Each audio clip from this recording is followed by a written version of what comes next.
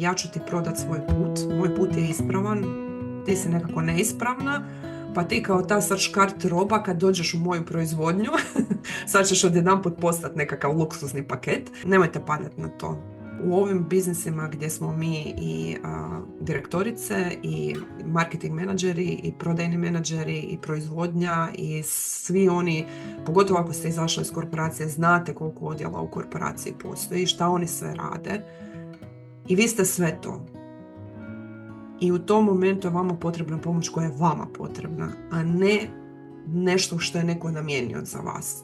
Ono što je meni bilo potrebno je da mi neko pokaže kako za mene ta organizacija može izgledati i vremena i svega i da me vrati na to što ja već zapravo znam o njoj. Mislim da svima koji nas slušaju je to jedan ogroman plus ako razmišljaju u suradnji s tobom jer ćeš ih pustiti da dobiju pomoć na onaj način na koji pomoć njima treba.